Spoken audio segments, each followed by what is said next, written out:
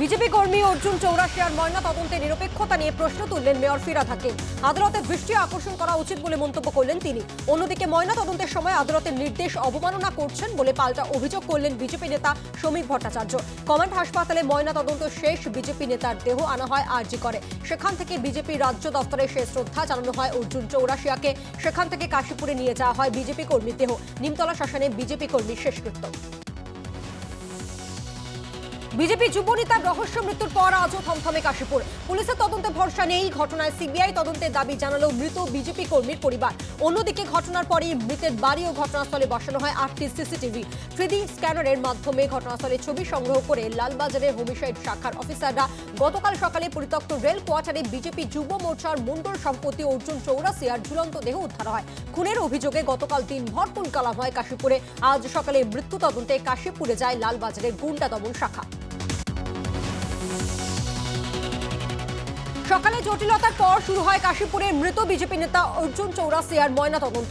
আরজি করে ডোম গোপালকে পরিচয়পত্র ছাড়া সেনা হাসপাতালে ঢুকতে না দেওয়ার অভিযোগ, পরে সমস্যা মেটে। হাইকোর্টের নির্দেশে আজ সকালে দেহ নিয়ে যাওয়া হয় আলিপুর কমান্ড হাসপাতালে। আদালতের নির্দেশে ময়না তদন্তের ভিডিওগ্রাফিও করা হয়। আজ সকালে আরজি কর থেকে গ্রিন করিডোরের মাধ্যমে পুলিশের কনভয়ের সঙ্গে বিজেপি যুব নেতার দেহ নিয়ে যাওয়া হয় সেনা হাসপাতালে। ফের কোপ পড়ল মধ্যবিত্তের হেসেলে। আবারও মহার্ঘ এলপিজি। রান্নার গ্যাসের দাম ছাড়িয়ে গেল 1000 টাকা। 14.2 কেজি সিলিন্ডারের দাম বাড়ল 50 টাকা।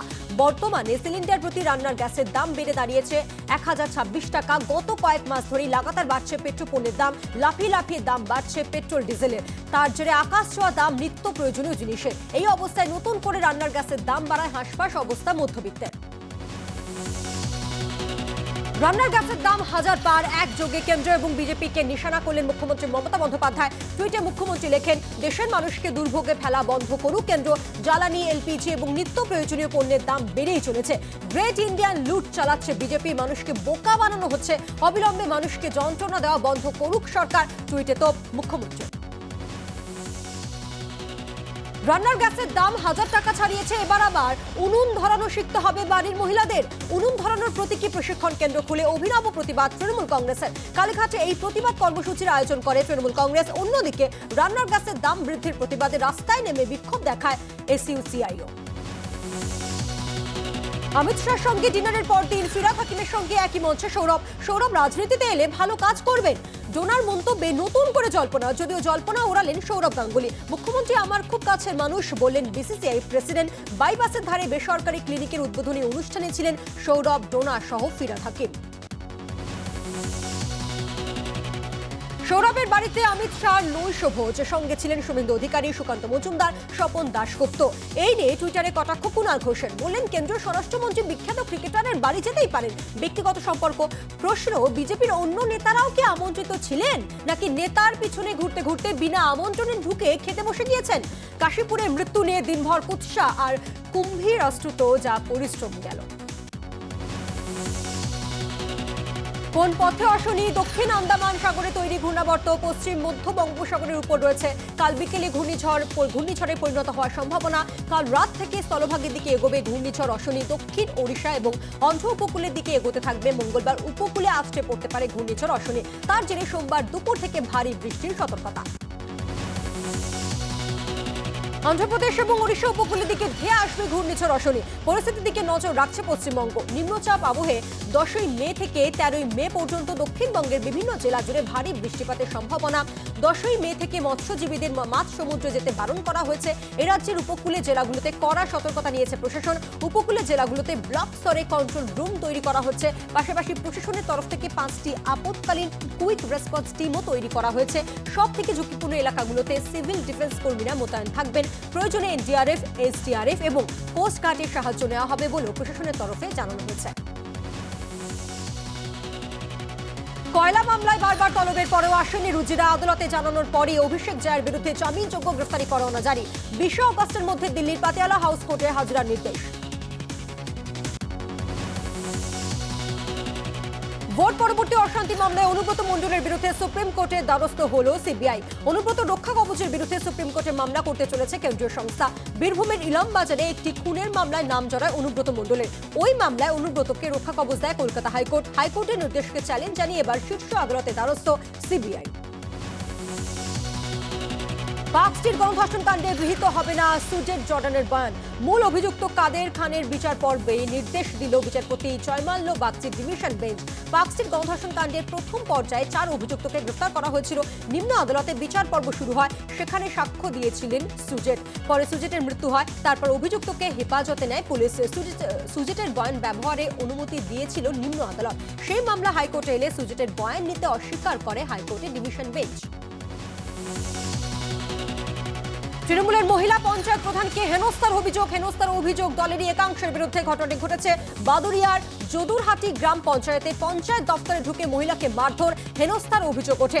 আক্রান্ত পঞ্চায়েত প্রধান হাসপাতালে চিকিৎসাধীন।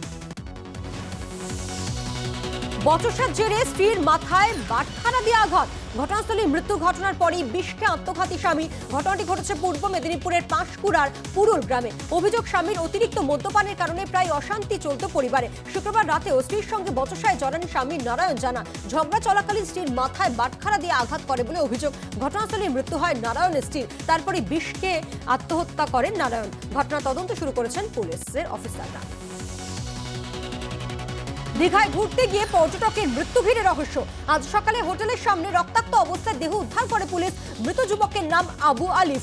পুলিশ সূত্রে খবর, বারাকপুর থেকে দীঘায় বেড়াতে যান 13 জনের একটি দল। হোটেলের 3 তলায় ছিলেন তারা। আজ সকালে একজনের রক্তাক্ত দেহ উদ্ধার হয়। হোটেলের 3 তলা থেকে নিচে পড়ে যুবকের মৃত্যু হয়েছে বলে প্রাথমিক অনুমান পুলিশের। তদন্তে নেমে মৃত যুবকের 12 জন সঙ্গীকে জিজ্ঞাসাবাদ করছে পুলিশ। আচমকা হরপা বান ভাসিয়ে নিয়ে গেল কংসাবতীর অস্থায়ী বাঁধ। যাতায়াত করতে সমস্যায় পড়েছেন নিত্যযাত্রীরা। জানা গিয়েছে, মুকুটমণিপুরের জলাধার থেকে জল ছাড়ার পর পশ্চিম মেদিনীপুরের ডেবরার টাবাগেরিয়া এলাকায় কংসাবতী নদীর অস্থায়ী বাঁধ ভেঙে যায়। ওই বাঁধের উপর দিয়ে মানুষ যাতায়াত করতেন। বাঁধ ভেঙে যাওয়ায় অনেকে দাঁড়িয়ে রয়েছেন নদীর পাড়ে। যাত্রীদের জন্য 2টো নৌকার ব্যবস্থা করেছে প্রশাসন। কিন্তু এলাকার মানুষের বক্তব্য, দীর্ঘদিনের দাবি সত্ত্বেও নদীর ওপর সেতু তৈরি না হয় তাদের সমস্যায় পড়তে হয়েছে। টোল দেওয়া নিয়ে গড়মিলের অভিযোগ, উত্তেজনা ছড়ালো দ্বিতীয় হুগলি সেতুর টোল প্লাজায়। গাড়ি চালকদের ক্ষোভের মুখে পড়েন টোল কর্মীরা। গাড়ি চালকদের অভিযোগ, নগদে টোল নেওয়ার পাশাপাশি ফাস্ট ট্র্যাকের টাকাও কেটে নেওয়া হচ্ছে। এই অভিযোগে সরব হন গাড়ি চালকরা। প্রতিবাদে টোল কর্মীদের সঙ্গে বিবাদ শুরু হয়, যার জেরে উত্তেজনা ছড়ায়। ঘটনাস্থলে শিবপুর থানার পুলিশ পৌঁছে পরিস্থিতি নিয়ন্ত্রণে আনে। মুর্শিদাবাদের বেলডাঙ্গার কাপাসডাঙ্গায় সংঘর্ষ, ভাইরাল সংঘর্ষের মুহূর্তের ভিডিও। পুলিশ জানিয়েছে, ঘটনায় এখনো পর্যন্ত কোনো অভিযোগ হয়নি। ভাইরাল ভিডিওর সত্যতা যাচাই করেনি জি24 ঘন্টা। জানা গিয়েছে, চুলের ব্যবসা নিয়ে দীর্ঘদিন বিবাদ চলছিল। মীমাংসা করার জন্য সালিশি সভা ডাকা হলে একে অপরের উপর বাঁশ লাঠি নিয়ে চড়া হয়। ঘটনায় 3 জন গুরুতর জখম, মুর্শিদাবাদ মেডিকেল কলেজ হাসপাতালে ভর্তি। হাতির হামলায় ফের মৃত্যু। ঝাড়গ্রামের পুকুরিয়ায় হাতির হানায় মৃত্যু হলো এক মহিলাকে আছাড় মারে দাঁতাল। আশঙ্কাজনক অবস্থায় ওই মহিলাকে ঝাড়গ্রাম হাসপাতালে ভর্তি করা হলে মৃত বলে ঘোষণা করেন চিকিৎসকরা। ঝাড়গ্রাম জেলায় গত 6 দিনে হাতির হানায় মৃত্যু হয়েছে 3 জনের।